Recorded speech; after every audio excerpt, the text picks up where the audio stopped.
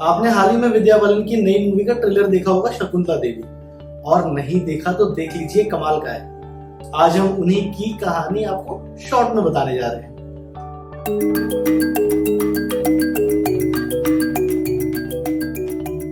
Human computer के नाम से फेमस मैथमेटिशियन और ज्योतिषी शकुंतला देवी को न्यूमेरिकल कैलकुलेशंस में गजब की फुर्ती और सरलता से हल करने की क्षमता के कारण मानव कंप्यूटर कहा जाता था।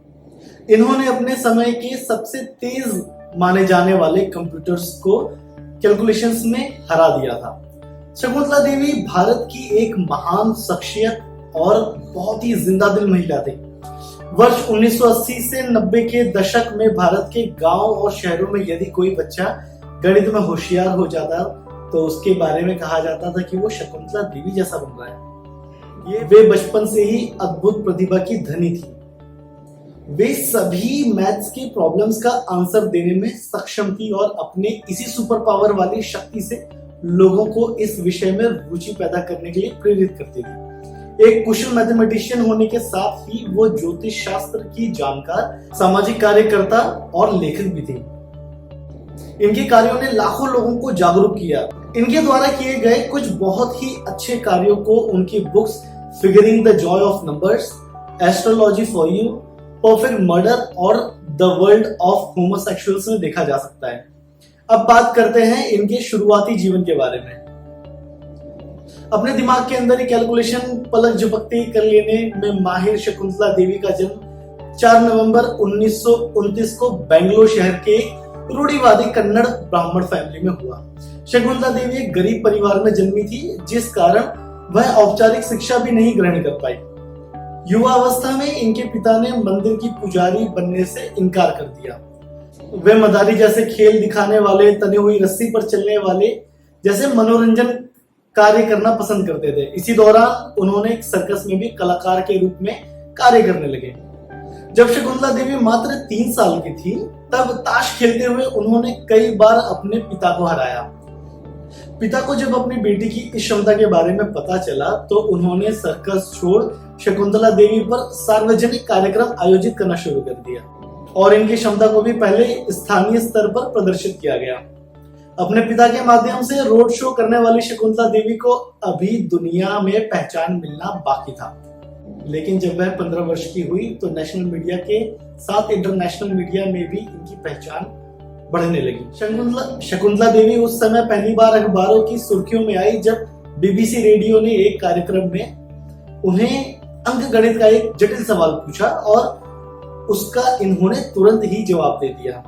इस घटना का सबसे मजेदार मोड़ ये था कि जो शकुंतला देवी ने आंसर दिया वो सही था और जो रेडियो प्रस्तुता था उनका जवाब गलत था।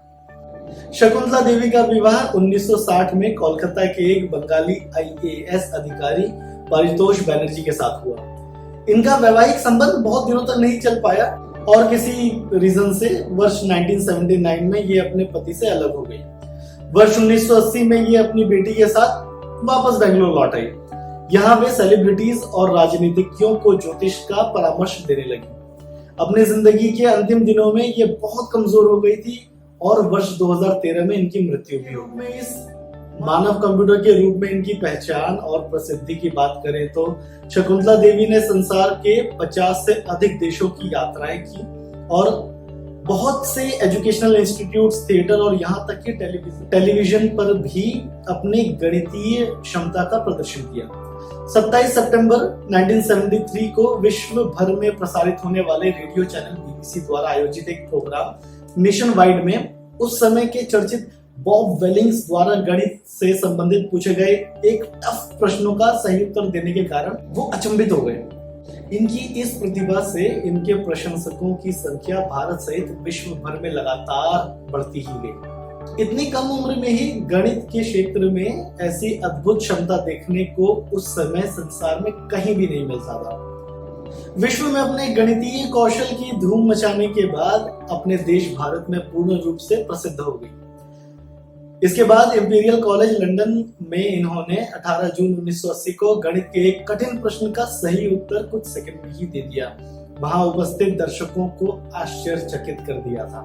16 वर्ष की अवस्था में इनको बहुत ही प्रसिद्धि तब मिली जब इन्होंने 13 अंकों की संख्या का कैलकुलेशन सिर्फ 28 सेकंड में निकाल दिया। उस समय के संसार के सबसे तेज कंप्यूटर को 10 सेकंड के अंतर से हराया था। उस समय इनकी अद्भुत क्षमता को देखकर हर कोई इन्हें समय समय पर परखना चाहता था। वर्ष 1977 में शकुंतला देवी को अमेरिका जाने का मौका मिला। यहाँ डलास की एक यूनिवर्सिटी में इनका मुकाबला आधुनिक तकनीकों से लैस एक कंप्यूटर से हुआ। इस मुकाबले में शकुंतला देवी को मानसिक गणना से 201 अंकों की संख्या का 23वां मूल निकालना था। ये सवाल हल करने में उन्हें 50 सेकंड लगे, जबकि जिस कंप्यूटर से उनका मुकाबला था उस कंप्यूटर को इस सवाल को हल करने में 62 सेकंड लगे। इस घटना के तुरंत बाद ही दुनिया भर में शकुंतला देवी का नाम भारतीय मानव कंप्यूटर के रूप में प्रख्यात हो गया। अब हम कुछ अवार्ड्स की बात करें तो शकुंतला देवी को फिलीपींस विश्वविद्यालय ने वर्ष 1969 में वर्ष की विशेष महिला की उपाधि और गोल्ड मेडल प्रदान किया। वर्ष 1988 में इन्हें वॉशिंगटन डीसी में रामानुजन मैथमेटिशियन जीनियस अवार्ड से भी सम्मानित किया गया। इनकी प्रतिभा को देखते हुए इनका नाम वर्ष 1982 में Guinness book of world records में भी शामिल किया गया। मृत्यु से एक माह पूर्व 2013 में इन्हें मुंबई के लाइफ टाइम अचीवमेंट अवार्ड से भी सम्मानित किया गया। इनके 84वें जन्मदिन पर 4 नवंबर 2013 को गूगल ने इनके सम्मान स्वरूप इन्हें गूगल डूगल भी समर्पित किया। शकुंतला देवी का लंबी बीमारी के बाद हृदय गति रुक जाने से गुर्दे की समस्या के कारण 21 अप्रैल 2013 को बेंगलोर में 83 वर्ष की अवस्था में निधन हो गया। मेरा नाम है अविनाश और आप देख रहे हैं द बजर पोस्ट। आपको ये स्टोरी पसंद आई तो हमारे चैनल को जरूर इंस्टाग्राम, ट्विटर और फेसबुक पर फॉलो करें और लाइक करें और यूट्यूब पर सब्सक्राइब करें और नोटिफिकेशन की घंटी भी बजा दें। जय हिंद।